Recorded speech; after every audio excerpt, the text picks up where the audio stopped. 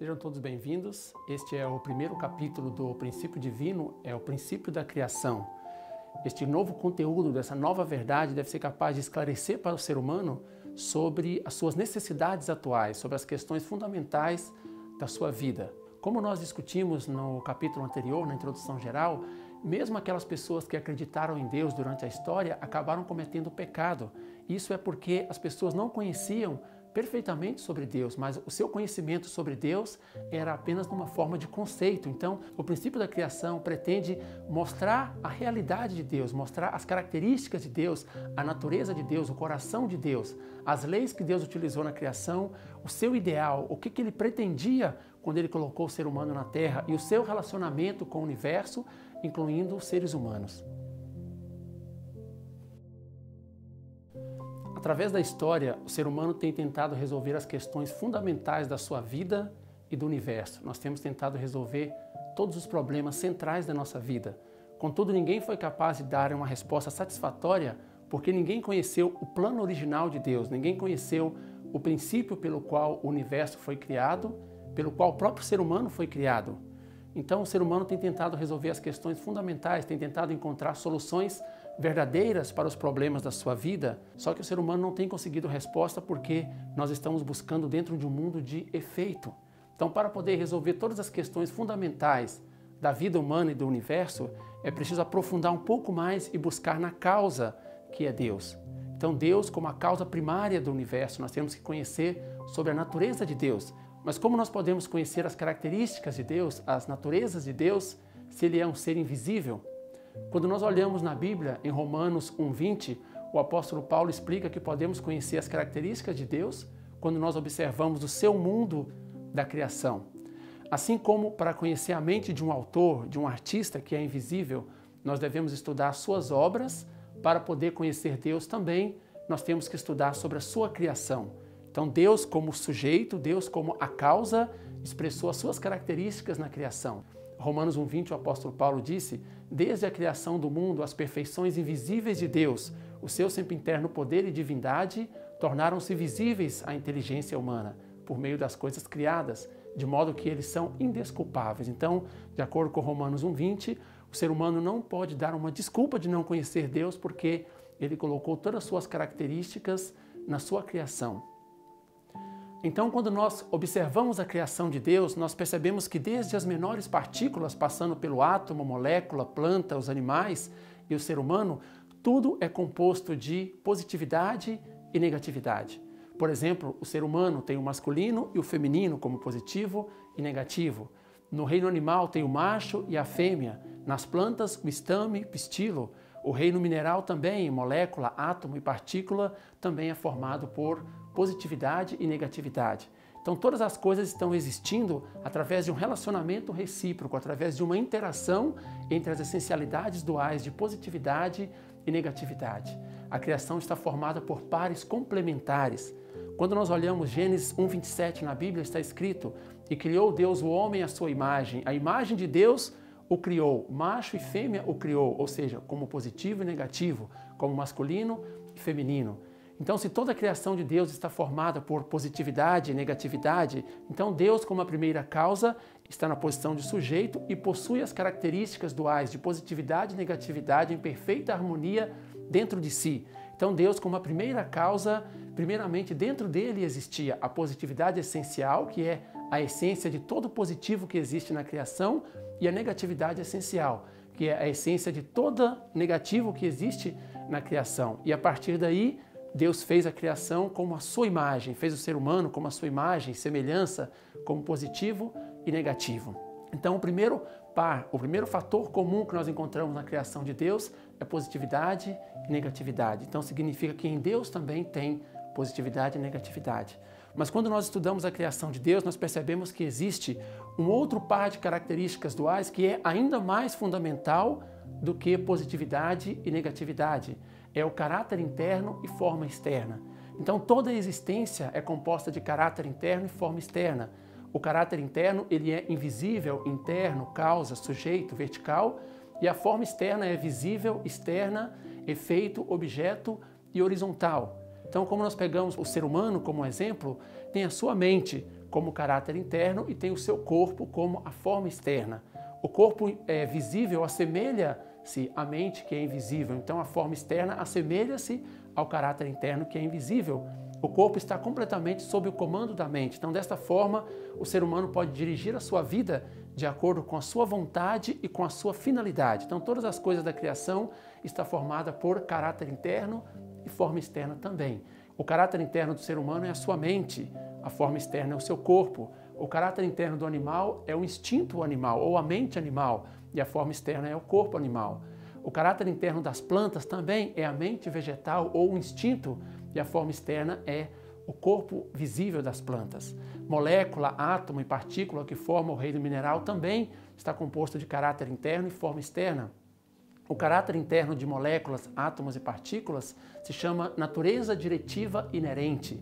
É algo que existe dentro desses elementos que faz com que ele cumpra a finalidade da sua existência. Então toda a criação é composta por caráter interno e forma externa. Sendo Deus a primeira causa do universo, como nós mencionamos, em Deus também existe o caráter essencial e a forma essencial. Então Deus é composto de caráter interno essencial e forma externa essencial. E a partir daí deu origem a todo o caráter interno e forma externa do universo. Então Deus, ele é um ser formado de caráter essencial e forma essencial harmonizados dentro de si. Deus é formado das características duais de positividade e negatividade, ou masculinidade e feminilidade. Em relação à criação, Deus é o sujeito masculino representando o seu caráter interno. Então essas são as características primordiais, principais de Deus. Deus, ele é a origem da verdade, do bem, da beleza. A partir de Deus é que vem toda ordem, lei e princípio. Deus é um ser eterno, imutável, único e absoluto. E em relação à criação total, Deus é o sujeito interno masculino e a criação é a forma externa como objeto feminino. Mas a essência de Deus é o seu coração, é o seu amor. O coração e o amor também é a essência da vida de todo ser humano, porque se em Deus a essência é o coração e o amor, Deus colocou isso nos seus filhos também, que são os seres humanos, os homens. Qual é o relacionamento entre Deus e o universo? Deus, com as suas características duais, utilizando o princípio da criação, as leis da criação, criou o universo. O universo, ele tem os seres humanos e o restante da criação, e o relacionamento e a ligação que existe entre Deus e o ser humano e Deus e o restante da criação é diferente. Todos os seres do universo são encarnações de verdade individual de Deus. Isso significa que cada ser do universo tem uma relação única com Deus. Quando nós pegamos o ser humano dentro do universo, o ser humano ele é o objeto substancial de Deus em imagem. O ser humano é a imagem 100%, imagem direta de Deus. É a encarnação de verdade individual em imagem. E o restante da criação, exceto o homem, é o objeto substancial de Deus simbólico, é a encarnação de verdade individual simbólica. Então Deus é o sujeito invisível e o universo é o objeto visível. Deus é interno, o universo é externo. Deus é causa, o universo é efeito. Deus é o sujeito e o universo é objeto. Deus é vertical e o universo é horizontal.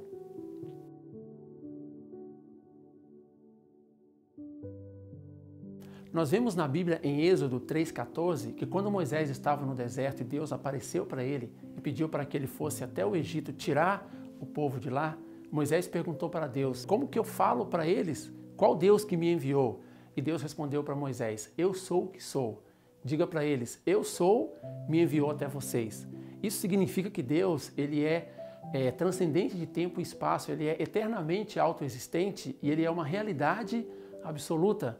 Todos os seres da criação precisam de energia para poder existir. Então Deus também precisa de energia para poder existir. Deus possui uma energia para a sua própria existência. Então Deus, como Criador de toda a existência, transcendente de tempo e espaço, eternamente autoexistente, uma realidade absoluta, Ele, através da energia primária universal, está mantendo a sua existência.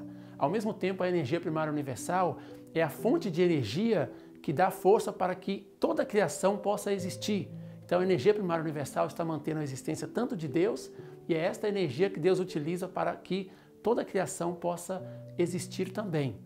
Todos os seres da criação estão divididos entre positivo e negativo, também tem caráter interno e forma externa. Quando tem dois, um sempre assume a posição de sujeito e outro de objeto. Então, quando tem dentro de um ser o sujeito e o objeto. Através da energia primária universal, eles começam uma interação, depois de estabelecer um relacionamento recíproco. Essa interação, ela gera todas as forças que esse ser precisa para a multiplicação, existência e ação. Então, o nome que nós damos a essa interação entre sujeito e objeto para manter a sua existência, multiplicação e ação é ação de dar e receber. Então, no universo, tudo está vivendo um para o outro. Então, resumidamente, a ação de dar e receber é o sujeito vivendo pelo bem do objeto, o objeto vivendo pelo bem do sujeito. Quando nós observamos o universo, nós percebemos vários exemplos da ação de dar e receber. Por exemplo, no reino animal tem a ação de dar e receber entre o macho e a fêmea para a existência e para a multiplicação. Também entre o reino animal e as plantas e o reino vegetal, nós encontramos a ação de dar e receber para manter a coexistência. Por exemplo, os animais dão gás carbônico para as plantas e as plantas devolvem o oxigênio, que é primordial para a existência dos animais. As abelhas polinizam as flores e as flores devolvem o néctar e com isso podem manter a sua coexistência. No corpo humano, nós vemos a ação de dar e receber entre as artérias e as veias para manter a vida do ser humano. Dentro do indivíduo, entre a sua mente e o seu corpo, está acontecendo a ação de dar e receber para que ele possa atingir a finalidade da sua vida, da sua existência. Entre o marido e a esposa no lar, existe a ação de dar e receber para manter a família. Na sociedade, entre indivíduos, está fazendo a ação de dar e receber para o desenvolvimento. No mundo, entre as nações, também está ocorrendo a ação de dar e receber, assim como no universo, no sistema solar, entre o Sol e os planetas, também está ocorrendo a ação de dar e receber. Tudo está mantendo a sua existência, o seu funcionamento, através da ação de dar e receber. A ação de dar e receber é essencial para eles viverem em harmonia e paz. Quando nós observamos a queda do homem do ponto de vista da ação de dar e receber, significa que, devido à queda, o ser humano cortou, perdeu a ação de dar e receber com Deus e estabeleceu a ação de dar e receber com Satanás. Então, quando Deus mandou Jesus 2000 anos atrás, Jesus veio na posição de mediador. Por isso, em João 14,6, ele diz: eu sou o caminho, a verdade e a vida. Ninguém vem ao Pai senão por mim. Jesus veio numa posição de mediador para que pudesse reconectar o ser humano com Deus através da ação de dar e receber. Então, se o ser humano for para Jesus, estabelecer uma ação de dar e receber, um só corpo com Ele, o ser humano pode conectar com Deus. Então, muitos dos ensinamentos de Jesus na Bíblia estavam se referindo à ação de dar e receber, como, por exemplo, Mateus 7,12, onde ele disse: portanto, tudo que vós quereis que os homens vos façam, fazei-lhes também vós, porque esta é a lei e os profetas. Também Mateus 10,41, quem receber um profeta na qualidade de profeta, receberá a recompensa de profeta. E quem receber um justo na qualidade de justo, receberá a recompensa de justo. Então, todas essas palavras de Jesus estavam se referindo à ação de dar e receber. Então, como foi o processo da criação de Deus? Como que Deus desenvolveu o processo da sua criação? Primeiramente, dentro de Deus, como a origem, existem as essencialidades duais de positivo e negativo, de caráter interno e forma externa. Através da ação da energia primária universal, as características duais de Deus entraram no relacionamento recíproco em ação de dar e receber para a multiplicação, e multiplicou entre sujeito e objeto. Depois, mais uma vez, através da força da energia primária universal, o sujeito e o objeto entraram mais uma vez numa interação em ação de dar e receber para formar um terceiro ser de alegria para Deus.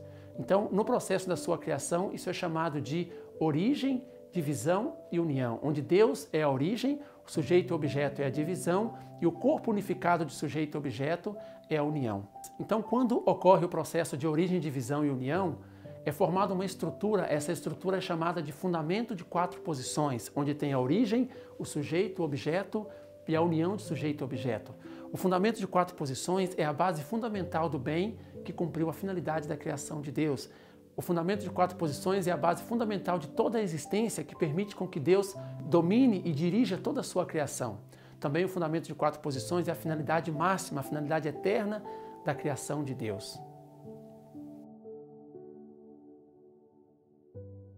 Qual foi a finalidade da criação do universo?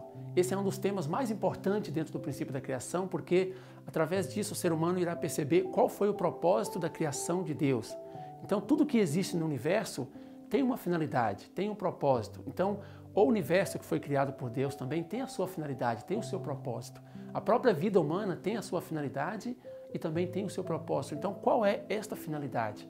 Através de entender a finalidade da criação do universo, o que Deus tinha em mente, o que Deus tinha no coração quando Ele nos criou, quando Ele criou todo o universo, nós podemos perceber qual que é a finalidade da nossa vida.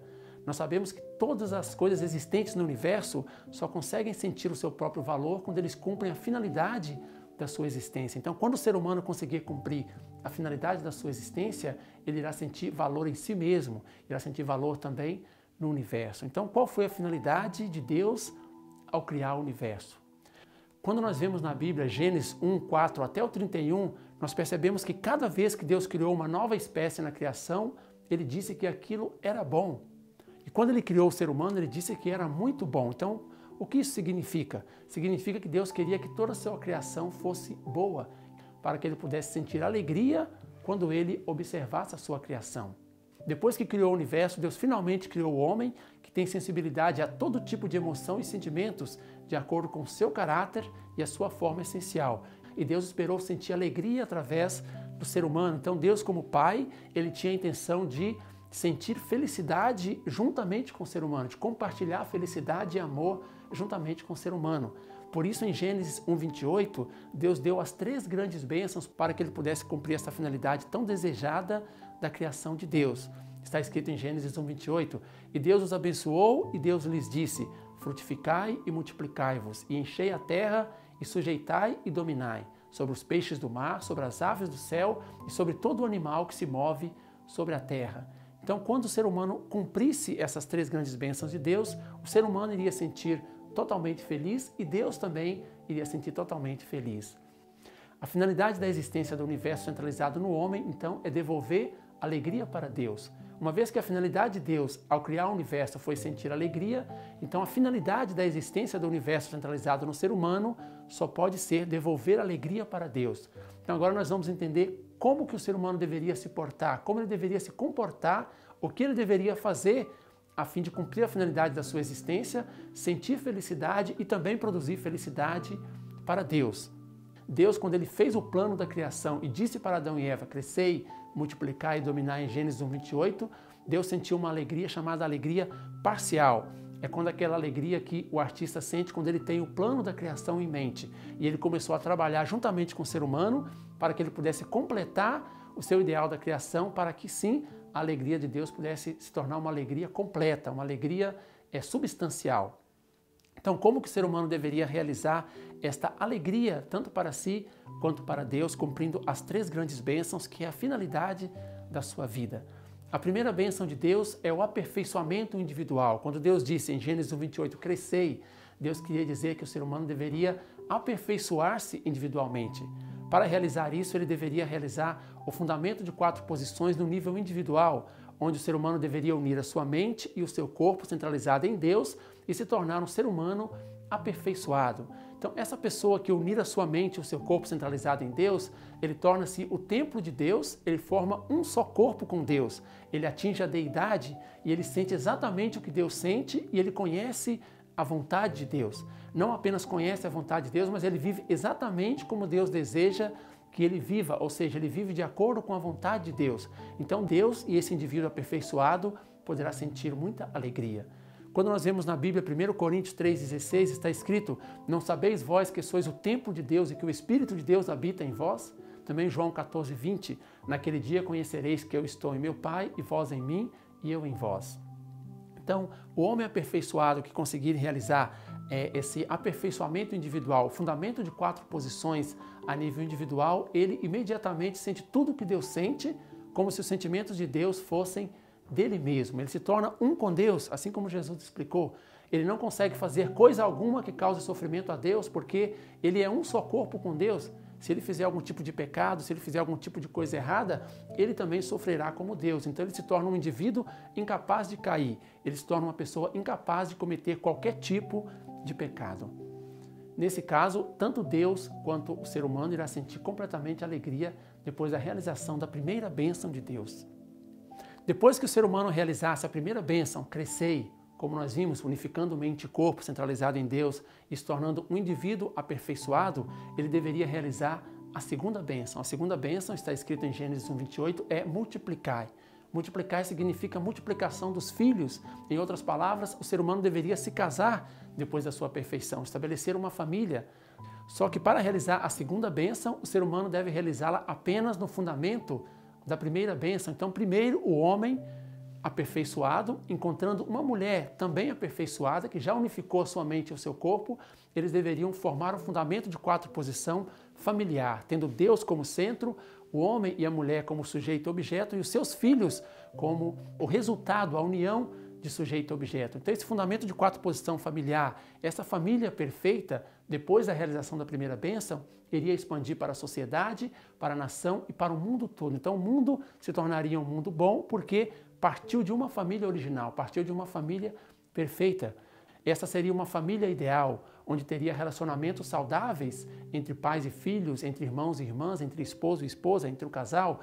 Seria uma família onde Deus estaria presente dentro da relação do casal e os pais seriam os representantes de Deus para com seus filhos. Essa família seria a escola do amor e das virtudes e seria um modelo perfeito para a sociedade. A terceira bênção. Depois que o ser humano realizar a primeira bênção de Deus, tornando-se uma pessoa perfeita, um homem e uma mulher perfeita, realizando a segunda bênção de Deus, estabelecendo uma família perfeita, o ser humano iria adquirir o direito para dominar toda a criação. Então, a terceira bênção que Deus disse em Gênesis 28, crescei, multiplicai, dominai. Dominai significa o domínio para com toda a criação. Então, o ser humano, no fundamento de realizar a primeira e a segunda bênção, deveria adquirir o direito para poder dominar toda a criação.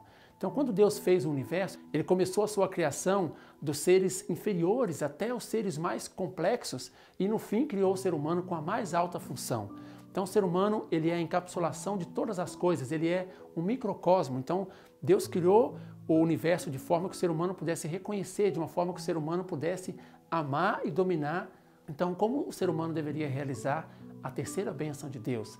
Também é através de estabelecer o fundamento de quatro-posição para o domínio, onde o ser humano, depois de realizar a primeira e a segunda bênção, deveria unir através da ação de dar e receber com toda a criação, dominando a criação centralizado em Deus. E o resultado seria um mundo ideal. Neste mundo ideal, onde o ser humano teria realizado a terceira bênção, nós teríamos meio ambiente saudável, prosperidade material para todos. A ciência e a tecnologia somente iriam beneficiar tanto o ser humano quanto o mundo ideal. Então, nesse caso, tanto Deus quanto o ser humano, quanto a criação, iriam sentir imensa alegria e teria completado o ideal da criação de Deus com essa terceira bênção.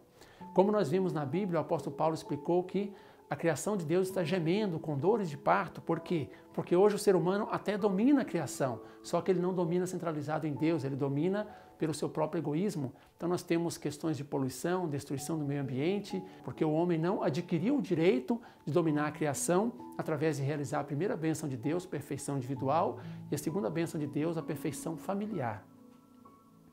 Então, as três grandes bênçãos de Deus, crescei, multiplicai e dominai, é a forma para a realização da finalidade da criação de Deus. É a forma para a realização do reino do céu e para produzir alegria para Deus. E o reino do céu deve ser realizado primeiro na terra. Então o ser humano deve realizar as três grandes bênçãos enquanto ele está vivendo na terra. Ele deve crescer, multiplicar e dominar. E quando ele for para o mundo espiritual, então ele irá desfrutar do resultado da realização das três grandes bênçãos que ele realizou enquanto estava na terra.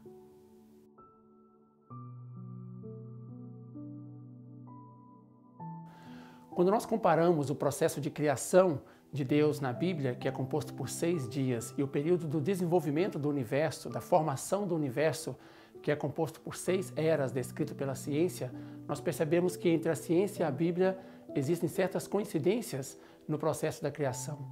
Isto mostra para a gente que a Bíblia é uma revelação de Deus. Então, aqueles 6 dias que a Bíblia está dizendo, na realidade são 6 períodos, são 6 eras que a ciência está se referindo. Então, significa que houve um período de tempo. Não foram 6 dias literalmente, mas foram 6 períodos no curso da criação. Em Gênesis 1:5 está escrito, e foi à tarde, foi a manhã, o primeiro dia. Depois dessa nova manhã, certamente deveria começar o segundo dia, mas a Bíblia diz primeiro dia. Isso está indicando que houve o período da noite, e este é o período de crescimento que toda a criação precisa para poder aperfeiçoar.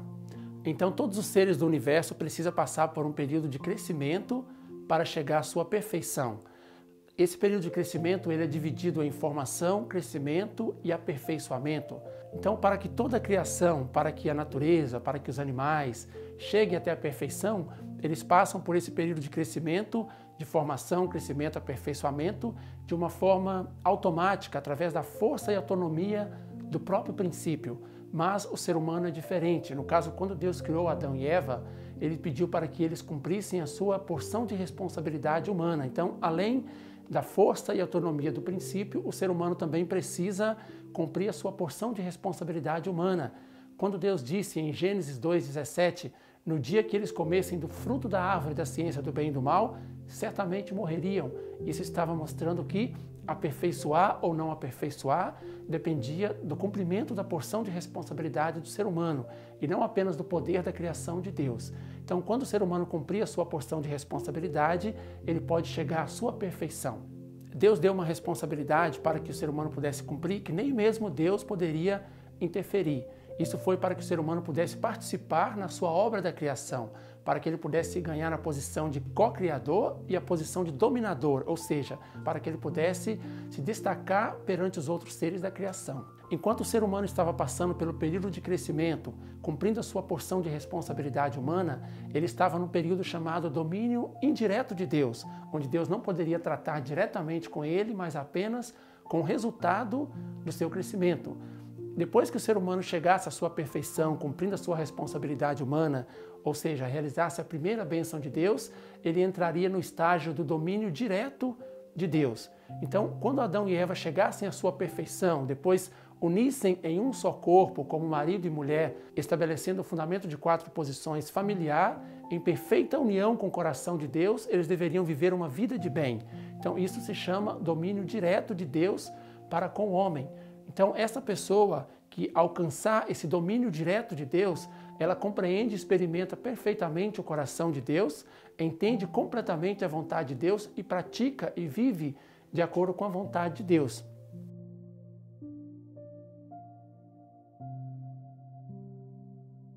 Deus, com seu caráter interno e forma externa, fez o ser humano à sua imagem e semelhança. Só que antes disso, imaginando o modelo do ser humano, que tem um caráter interno e forma externa, que tem mente e corpo, Deus desenvolveu o universo também com caráter interno e forma externa.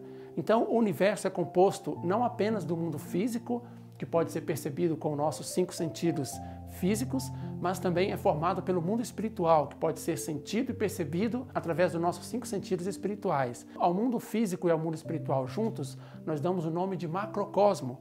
O relacionamento que existe entre o mundo físico e o mundo espiritual é semelhante ao relacionamento que existe entre a mente e o corpo, entre Deus e o homem original, e o homem aperfeiçoado. Qual é a posição do ser humano dentro do universo?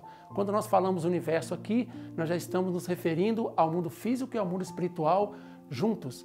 Então, a primeira posição do ser humano dentro do universo é a posição de dominador, porque o ser humano tem o seu espírito e tem o seu corpo, então, com o seu corpo físico, o ser humano aperfeiçoado tem o direito de dominar todo o mundo físico. E com o seu corpo espiritual, ele tem direito de dominar todo o mundo espiritual.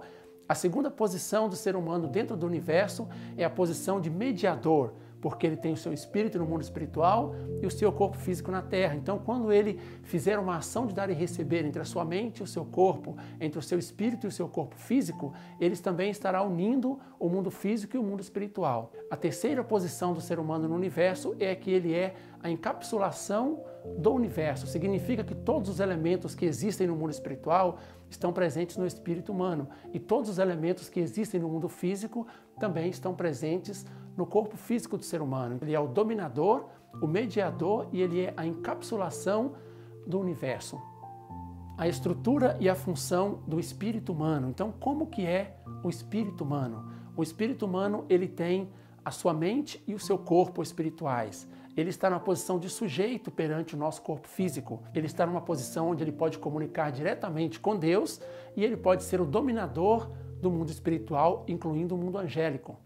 O espírito humano ele é invisível aos olhos físicos e em sua aparência ele é idêntico ao nosso corpo físico e ele foi criado para viver eternamente no mundo espiritual.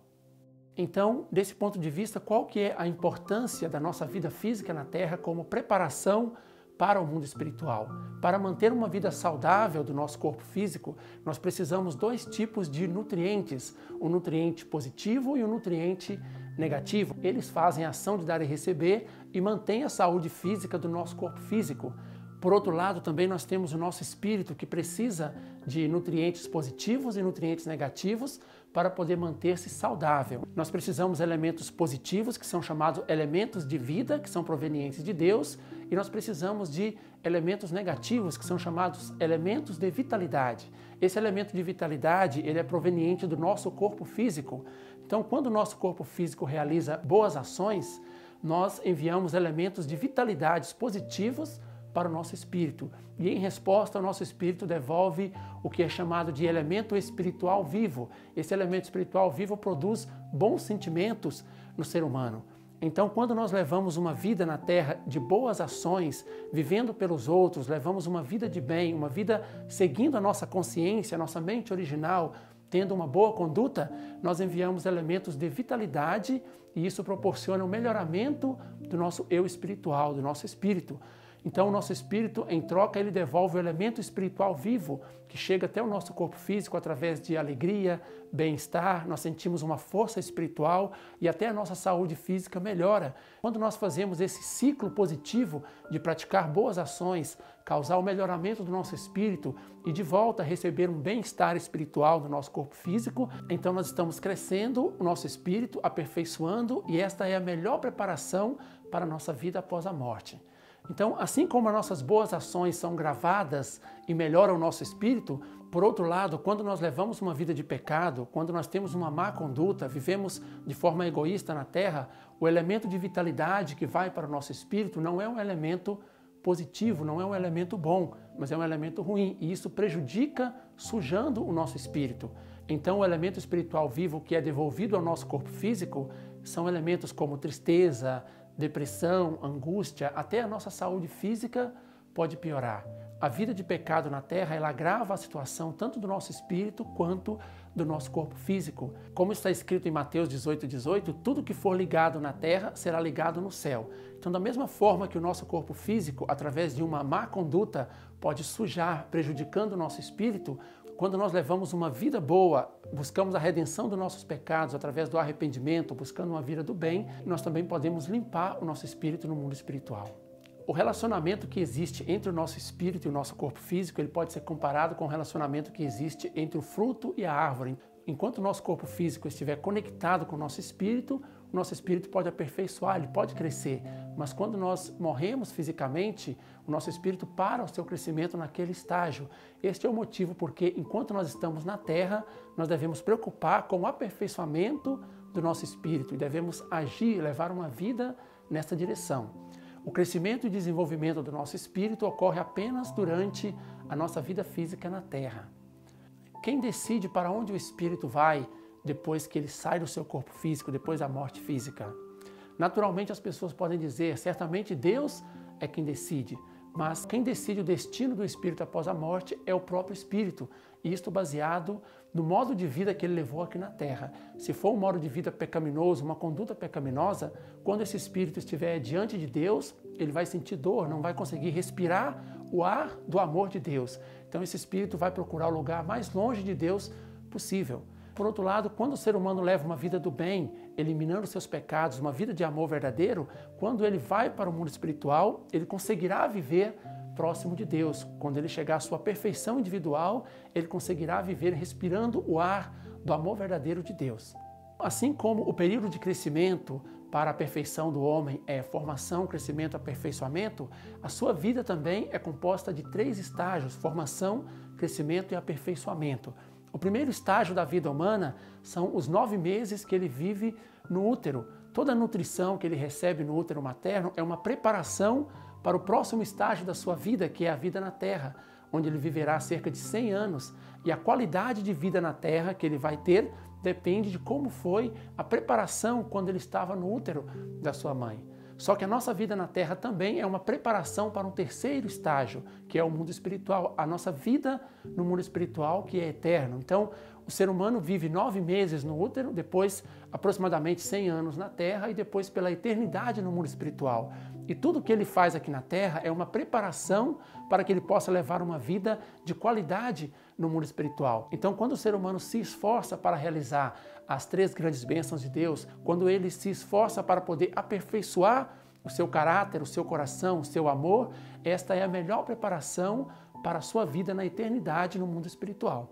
Deste ponto de vista, quando nós falamos sobre levar uma vida boa, uma vida de qualidade na Terra, não significa apenas no sentido externo de bens materiais, alimentar-se bem, ter abrigo, saúde física, mas também significa levar uma vida de verdade, de bondade, uma vida que pratica o amor verdadeiro, uma vida saudável espiritualmente. Isto é a melhor preparação para a nossa vida eterna no mundo espiritual.